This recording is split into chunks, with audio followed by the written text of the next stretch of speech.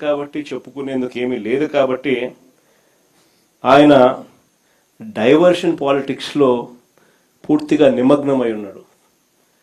ఏ అంశమైనా కూడా డైవర్ట్ చేయాలి, ఏ అంశమైనా కూడా ప్రజలను ఈ టాపిక్ నుంచి ఈ టాపిక్ లేకి మభ్యపెట్టాలనే ఆలోచనతోనే, దిక్కుమాలిన ఆలోచనలతోనే అడుగులు పడ్డాయి. అందుకే ఈ మధ్య లేటెస్ట్గా గొడ్డళ్ళు, కత్తులు, కటార్లు అంటూ కొత్త డైవర్షన్ పాలిటిక్స్ కూడా ఈ మధ్యకాలంలో మనం అంతా కూడా చూస్తూనే ఉన్నాం. నిజంగా ప్రజలందరూ పిచ్చోళ్ళని చంద్రబాబు నాయుడు అనుకుంటున్నాడు, కానీ ప్రజలు చాలా తెలివైన వాళ్ళు, ప్రజలు చాలా చైతన్యవంతులు.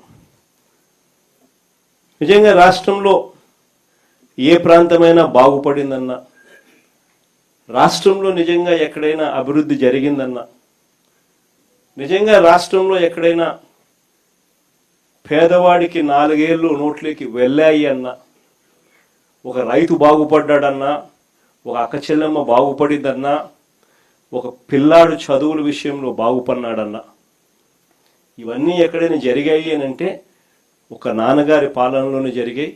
దాని తర్వాత వైఎస్ఆర్ కాంగ్రెస్ పార్టీ మీ జగనన్న పాలనలోనే జరిగాయని చెప్పి కూడా గర్వంగా చెప్పగలుగుతాను ఈ సందర్భంగా.